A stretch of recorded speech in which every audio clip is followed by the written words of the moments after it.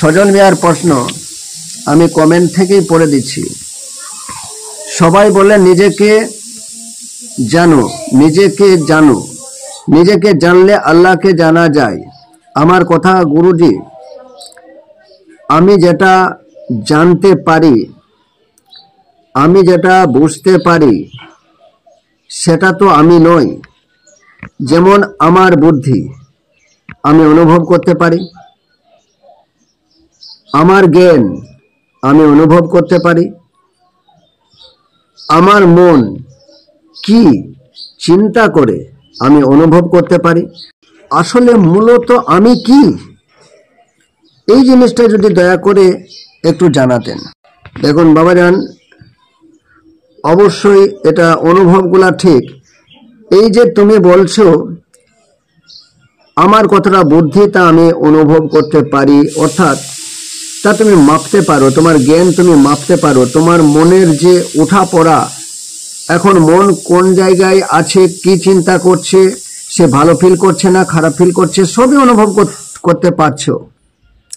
তা এই যে অনুভব করতে পারছো, অর্থাৎ তুমি অনুভবের দ্বারাই এগুলা দেখে নিতে পারছো যে এ মন আমি নয়, বুদ্ধি আমি নয়, দেহ আমি নয়, প্রাণ আমি নয়, এগুলো দেখে নিতে পারছো। তুমি কিন্তু এদের সকলের দ্রষ্টা। আর যাদেরকে তুমি অনুভব করছো বা দেখছো সব দৃশ্য। বিষয়টি হচ্ছে কে এখানকার দ্রষ্টা, কে দেখছে, কে? ঘুরিয়ে প্রশ্ন তোমাকেই আমি করতে পারি। কে বলছে আমার কতটা বুদ্ধিটা আমি অনুভব করছি, আমার কতটা জ্ঞান আমি অনুভব করছি, আমার মনের কি কি চিন্তা উদয় হয় আমি অনুভব করছি। কে অনুভব করছে, এই প্রশ্নটা তোমাকে আমি ঘুরিয়ে রাখলাম। আর তোমার প্রশ্নের উত্তর আমার আরেক দরদি, সেও কমেন্টে দিয়েই রেখেছে, আমি তারও কমেন্টটা তোমাকে পড়িয়ে শোনাচ্ছি। অবশ্যই এখানে তুমি তোমার উত্তর পেয়ে যাবে। চলেন বাবাজান, আমি কে ওর এই কমেন্ট থেকে আমরা জেনে নিই।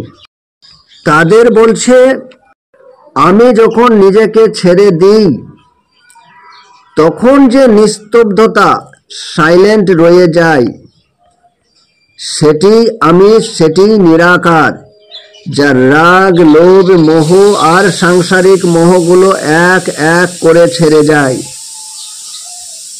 তারা যখন অন্তরের নিস্তব্ধতায় বসে তখন সেই নিস্তব্ধতার মধ্যেই নিজের সত্য পরিচয় স্পষ্ট হয়ে ওঠে।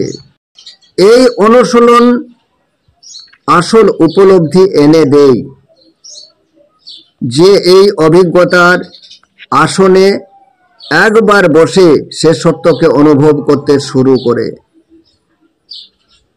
আমি আপনার কথা বুঝি, অর্থাৎ আমি বুঝিয়েছি। কে আমি, এই একই প্রশ্নের উত্তর আমি কতবার দেব। এই যে তাদের বলে এই আসামে থাকে, সে বুঝেছে যে ওই নিরাকার নির্গুণ আমিকে বুঝতে গেলে কি করতে হবে এবং কে সে বুঝেছে। তার উপলব্ধি এখানে কমেন্টের মধ্যে সেই লিখেছে। দরকার হলে এই কমেন্টটি তোমরা দেখতেও পাবে, কমেন্টটা দেখে নিও। যে যতক্ষণ পর্যন্ত তোমার প্রশ্ন না থেমেছে, জানার ইচ্ছা না থেমেছে, ততক্ষণ এই নিরাকার আমিকে তুমি কোনো আমলের দ্বারাই, কোনো ধ্যানের দ্বারাই খুঁজে পাবে না। এক নিস্তব্ধতায় আছে। তুমি যখন নিস্তব্ধতায় যাবে, এই আমিকে ছেড়ে তুমিও যখন নিস্তব্ধতায় যেতে পারবে, তখন ওকে জানতে পারবে। এটা একটা অনুশীলন, এটা একটা বড় সাধনা।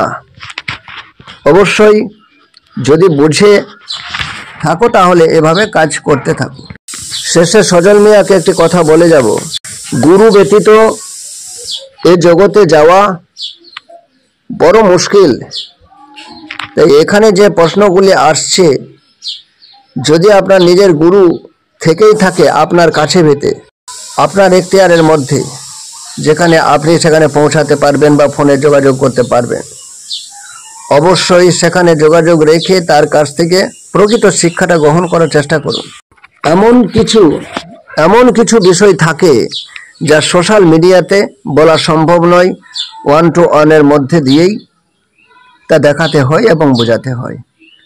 জয় গুরু, জয় মুর্শিদ।